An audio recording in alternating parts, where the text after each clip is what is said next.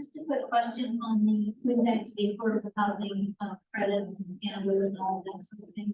So your council is now getting quarterly reports. So you also have oversight authority about, I mean, you get the reports, the information, but what are you doing oversight type thing? Have you been doing, or have you given yourself an oversight authorization? And that's the answer to the question is no, because that would be crossing the line between the executive and legislative parts of our government here at the county level. So, but without the report, which is now required, we wouldn't be able to even know what's going on. So if there are discrepancies, we are able to review it, and they do bring it to council, introduce it on the floor so that any discussion can be had and any discrepancies can be fixed. But no, we don't have direct oversight over the department. Did you consider that?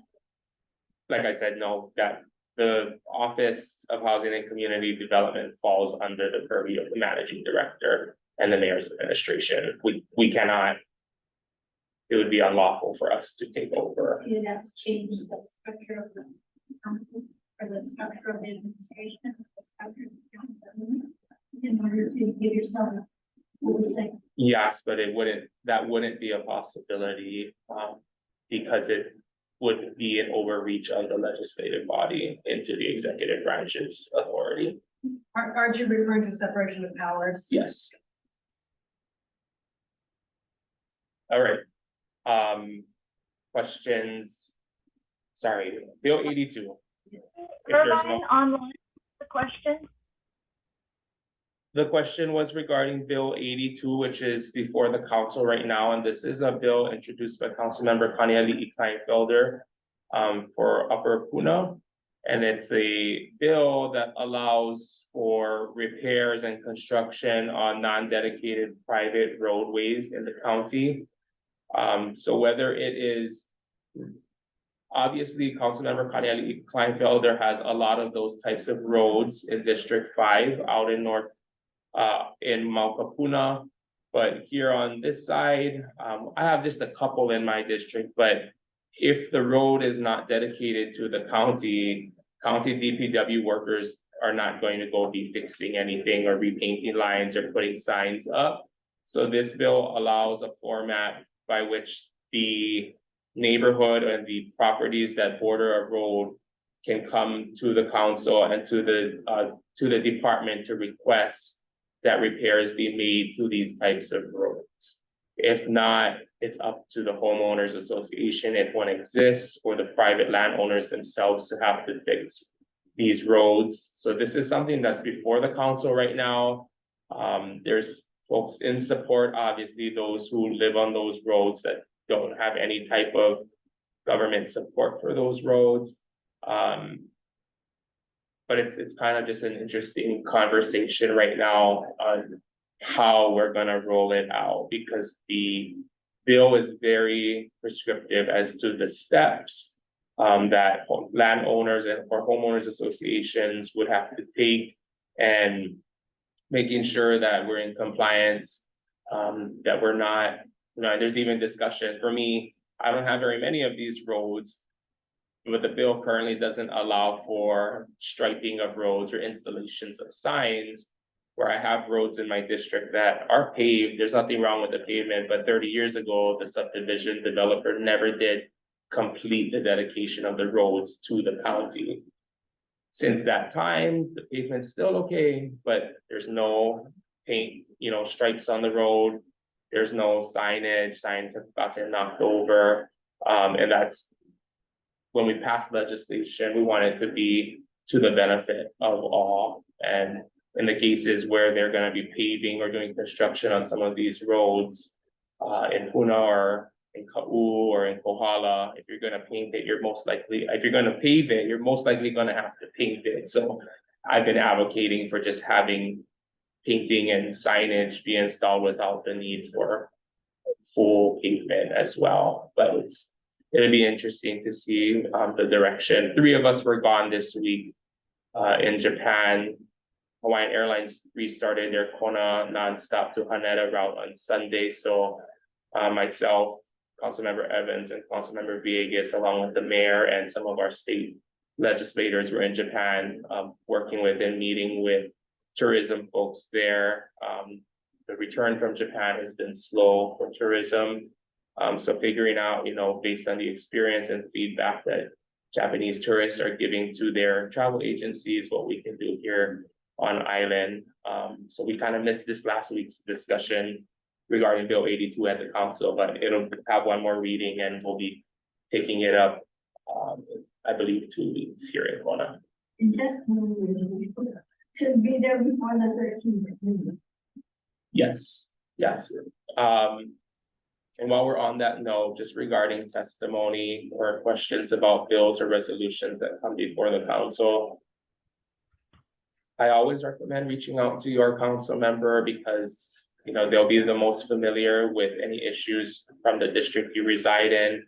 But if there's ever a time that you need a quick answer, please feel free to email or call my office staff, and even me, I'm speedy on the email. So doesn't matter where, if we can try and get you a quick answer for something, please anytime reach out to my office.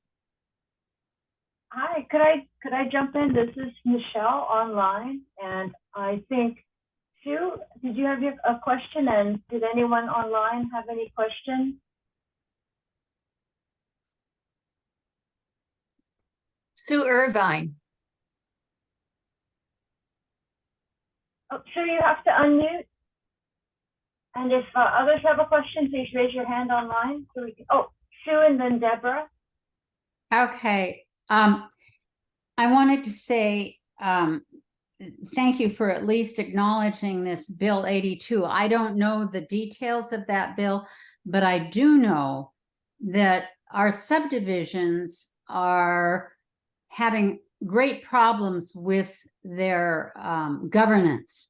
And if they collected less money, there would probably be a lot less fighting in these subdivisions that we run vote counts for and end up, in really contested, sometimes threatening situations.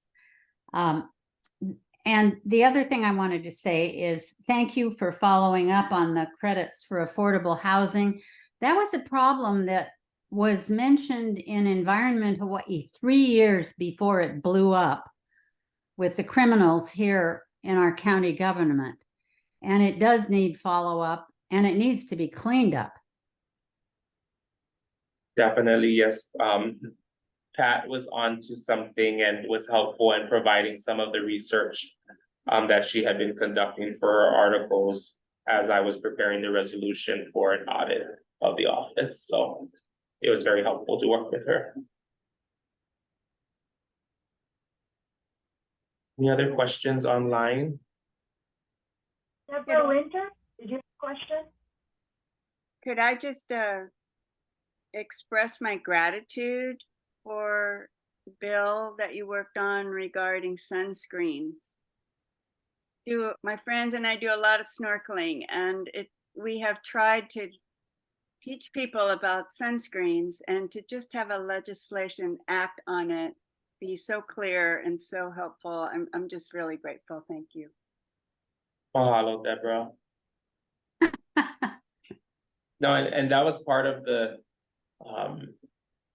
fight for that bill, if you will, was to ensure that when you go to the store, you don't have to read the labels to see which is reef safe and which is not reef safe. Here in our county now, anything on the shelf either is a mineral sunscreen, so you don't have to worry. And if you see something that is not, the department or one of our office would be calling to have it removed, so we can know. And when tourists come to visit, whatever they buy is going to be reef safe, actually reef safe.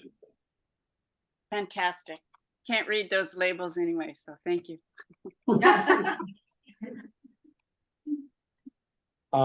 Yes. So my second big pet peeve is I live in one of these contentious road maintenance subdivision problems. I've spoken with Senator Joy Buenaventura who is working on a set of universal bylaws.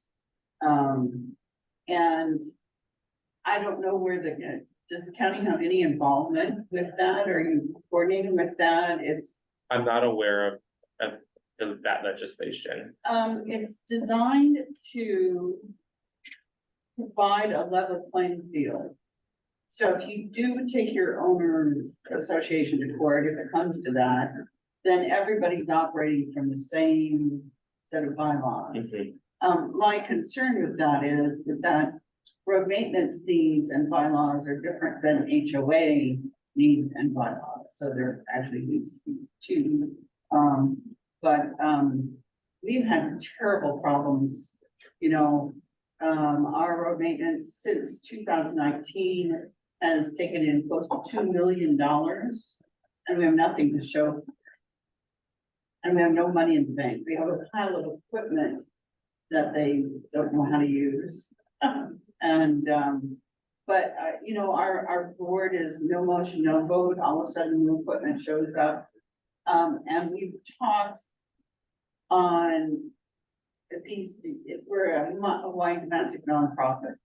So there's no recourse on the federal level to get them to comply. We've spoken with the Attorney General's office about compliance, but does the council have any sort of power in this direction that they can encourage these organizations to be audited?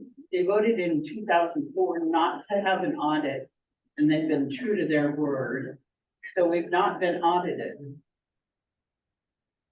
I would consider reaching out maybe to the DCCA. The county doesn't have authority to force anything, especially for roads that are not under our jurisdiction. And that's kind of what Bill 82 speaks to in the case where it's either an organization doesn't exist or an organization does exist and there's no funds or it's been mismanaged.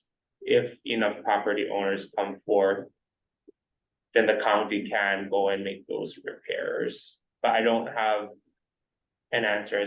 I don't believe we have any specific oversight that would require. So is Bill 82 just for Puna? No, Bill 82 is for the whole county. Or just to establish a countywide?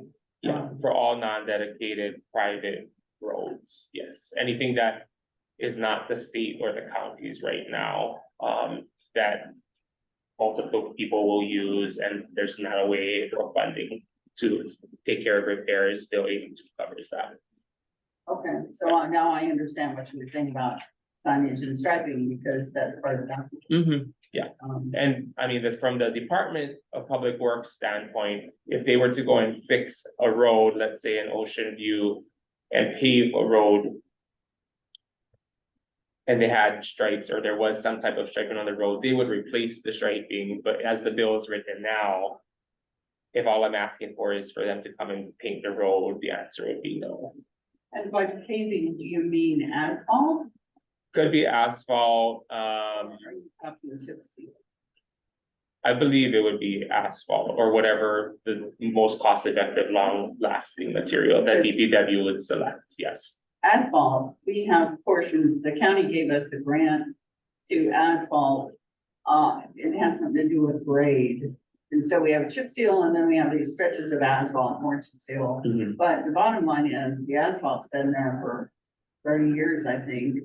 And it's fine, and the chip seal is, not really a good investment. Because it just doesn't have the longevity, so. Yeah, I mean, obviously, if the intention is to have a functioning working road, the department's gonna be working to not have to be back out there again. So it would be as if they were trying to fix another county road, and the county is trying to increase from 20 miles of paving, of their own paving, to 30 miles per year. We've been about 20 miles every year across the island. So this department leadership right now is trying to increase that. That doesn't count any private contracted type paving, for example, Hinalani here that was taken care of by outside contractors. But another thing about Bill 82 is that for some folks who maybe aren't affected by non-dedicated private roads that are in poor condition. They're saying, you know, the county already has a hard time maintaining its own roads, much less trying to take on additional private roads. So that's kind of the discussion, if you will, that's been occurring around Bill 82. Councilmember, I think we're about finished with your presentation. Any last couple of comments? You've had your hand up for a while, Margaret. Yes, I wanted to say that Matt had said at his meeting that the emphasis in Bill 82 is that the emphasis will be on roads and used by public vehicles and emergency and public transportation. So it wouldn't be every single road, according to what I understand. But I do want to encourage everybody to submit testimony if they go to the county website, Bill 82. Yeah, that is true. So if a road is an emergency access route, it would be given extra priority points in the department's eyes. So there are provisions there, but any non-dedicated or private would be eligible to be submitted to. I would like to sort of change the subject relating to. I want to first thank you for all you do. You're great. But for Kohala is definitely having problems with water. There's a drought that's going on, that's been going on for a while. And I was talking to a farmer in that district, and he was complaining about how much he has to pay for water. And, you know, these water rights seem to be drying up for them. They, a lot of the water is provided by a private entity. And I was wondering if the county was doing, or if the council can do anything about the situation there. Because he explained that he was paying something like 7 times the amount as somebody in the southern areas of the small area. So, Sure, yeah. For the Department of Water Supply, they are a semi-autonomous unit of the county. They do fall under the general provisions of management from the managing director, who's the mayor's person, but their budget and their oversight is all separate from us. So we don't really have much say at all. And I kind of racked my brain on that topic as to how, you know, they created it separately back in the day, from my understanding, to make it non-political, what goes on with water. But we're seeing it now where the person, the head engineer of the department, is hired and fired by a group of volunteer water board members, one representing each district. So with that kind of framework, not to say that we don't have good volunteers, but there's the potential that we could never fire somebody if performance wasn't adequate. So it's just kind of the way it's formatted, and that's a charter thing that we'd have to put out to the county voters if we were ever going to try and change. So I'm trying to see if we can get something like that on the ballot, even for conversation at the council as we come through. I want to just wrap up about a few things that are coming down the pipeline here at the council level. Chapter 11, which is the housing chapter I mentioned, there's a lot of revisions that are required there. We, Councilmember Kimball and I had put together a big old draft of a bill that the Office of Housing has not necessarily, wasn't in support of, and we're waiting for this report back from a consultant. And we've been waiting, it's, I swear, a year overdue at this point, but we have been piecemealing out parts of that, and hopefully the things that are not drastically different, we keep working on just doing individual bills until we get that consultant report back. Wastewater, as you folks might have seen, the county is currently being sued by Hui Malama Honokoha, which is a group here represented by Earth Justice for the Kalakaua wastewater treatment plants discharge. And that's something that we've known about for a long time. I'm not at liberty to say, you know, what the county's direction is gonna be on that front, but it obviously shows that funding from the state and the federal level is needed because the upgrades to this facility, so we're not dumping 1.8 million gallons of partially treated sewage in the lava tube every day, can stop happening. And then for our regional park, which is supposed to be right across the street from us here on the Makai side, we do have DEA process ongoing. Funds have finally been committed on the county side for phase 1 design of the park. And from my office, we're looking to put forth a bill for commercial use permits along county streets. I'm not sure if many of you saw, but there was an article in the paper regarding those selling food, fruits, plants on the side of the road, and how, I mean, the county code currently outlaws that. So working right now with the Department of Research and Development and DPW to see if we can identify certain streets or roads within the county that would provide a safe place for vendors to set up. We don't necessarily have county parcels everywhere, but we do have some safe roads. For example, this Anekeho Kalole here that folks might be able to set up and, you know, provide that extra income source for folks who have plants or who have merchandise to sell, and providing the framework by which, you know, it ensures safety of the community and those selling those things. So just trying to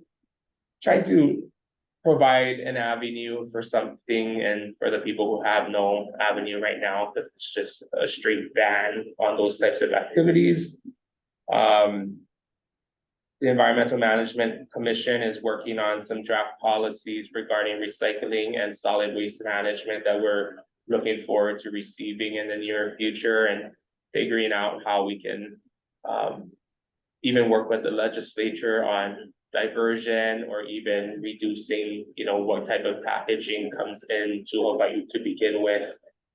I do want to share,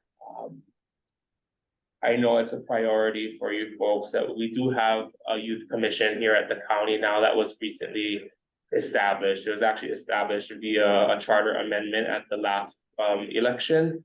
But our first youth commission meeting is this week, and we have a commissioner from each district, and we also have some at-large members appointed by the mayor's office, but we're gonna be hopefully involving them and looking to the youth commission. I believe it's ages 14 to 24, so that they can have a say and be involved, and that might be a good opportunity for you folks to maybe go at their next scheduled for youth commission meeting to share about what you folks do, and that, you know, that might trickle out to the youth who are friends and family of those youth commissioners. And lastly, oh, so many good things going on. Recruitment for boards and commissions at the county is always ongoing. There are vacancies on various boards and commissions. So if you just Google Hawaiʻi County Boards and Commissions, the first link that should pop up will take you to a listing, and you can see for all the different boards and commissions how many vacancies exist, and if the vacancy is for your district or if it's for an at-large position. But there's everything from planning commissions to the fire commission, the police commission. Even I believe there might be a vacancy or two on the EMC, or is there not at this point? We might have filled. Yeah, so just please go check it out if you know of anyone that might be a fit for those positions. It's always a turning door because you always have people turning off, and representation on those boards and commissions is really important, especially for those that have decision-making authority or oversight over certain departments. And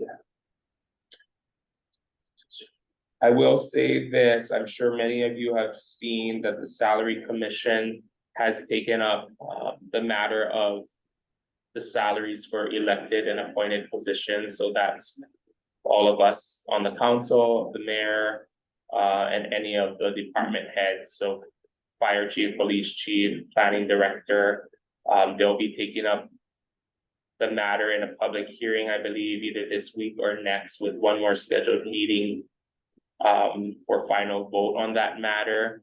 The last time salaries for appointed and elected officials was done was in 2018. But it might be interesting for you folks to just tune in and see, you know, what's being proposed and what they'll be voting on, I believe, sometime this year. And with that, just want to mahalo you all for this opportunity to come share. Again, my office, whether in district or not, if we can give you a quick answer, we'll get back to you probably within a day. And if not, if it's a kind of an ongoing thing, I'm definitely looking forward to connecting you with your council member as well. So mahalo again. It's been an honor. Thank you.